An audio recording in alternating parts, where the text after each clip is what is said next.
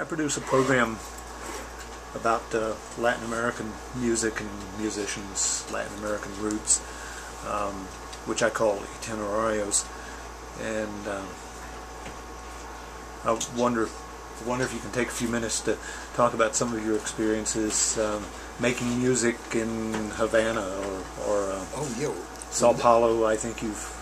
Next week I'm going to play at the Apollo Theater on the 18th with Candido, the great Cuban conga player, who's having his 90th birthday, and celebrating Mario Bausa, B-A-U-S-A's 100th birthday, who's not with us. He was called the Beethoven of Latin jazz.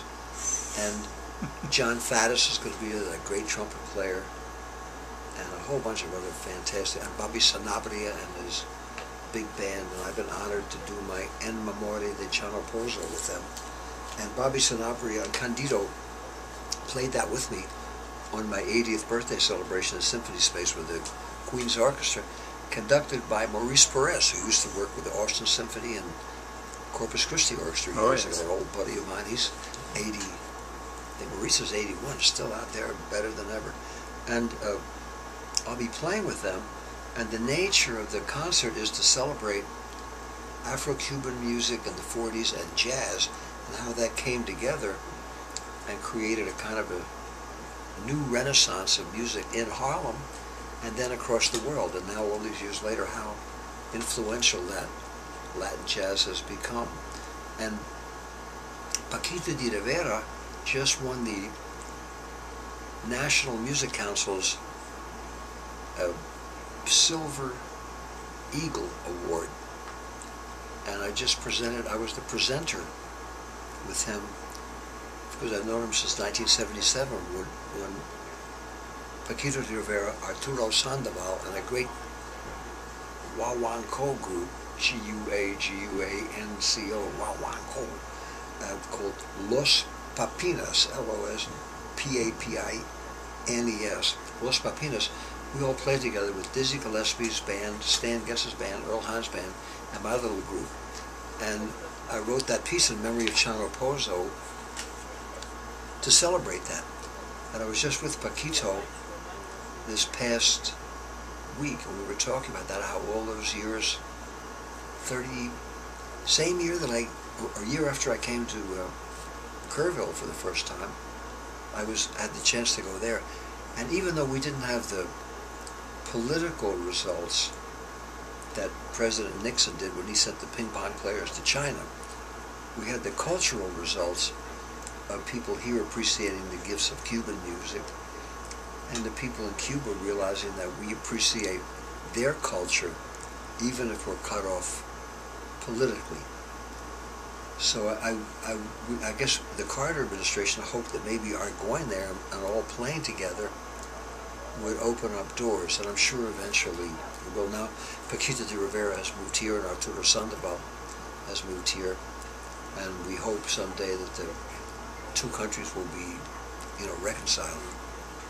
And when I was in Brazil, of course, that was a musician's dream, because there, everybody almost that I met in the Sao Paulo Symphony, which I conducted, knew how to play the bossa nova, jazz, were good dancers, played the conga drums, sang, and also played what we call soccer. So the classical musicians were put in the penitentiary of saying, I have to be like the head of the Austro-Hungarian Empire.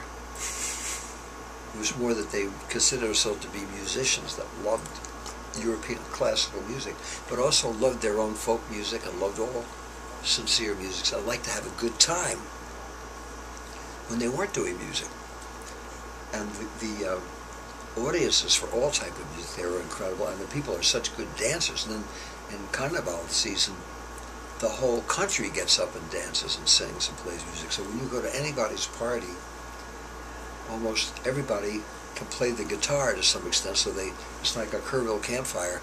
Even in the highest echelon places with people that ran the symphonies, they would pass around the guitar and people would play stuff. And no one used the capo. They all had the classical guitar technique. And then you go out in the street where they had what they called the samba schools, And people out there were passing around the instruments. Just this whole wonderful musical, 24 hours a day musical cultural thing they have. It's just very, very inspiring. Mm-hmm. Yeah, I find I use a lot of Paquito's music. He's such a fascinating person because he can write so he can play the role of a classical musician so convincingly. Oh yeah. And yet you know that he can easily shift gear the next moment and be someone else. Oh, he's extraordinary in both genres.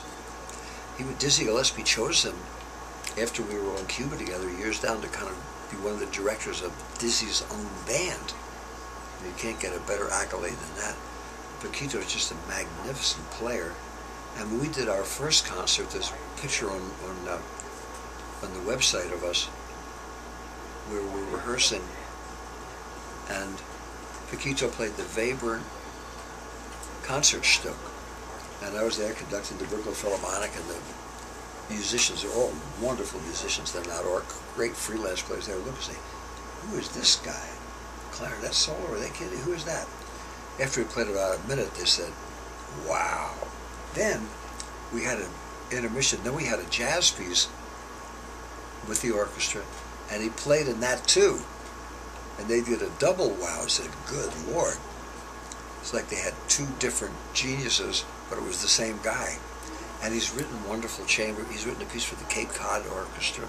And I'm going to Moab, Utah, M-O-A-B, for the first time.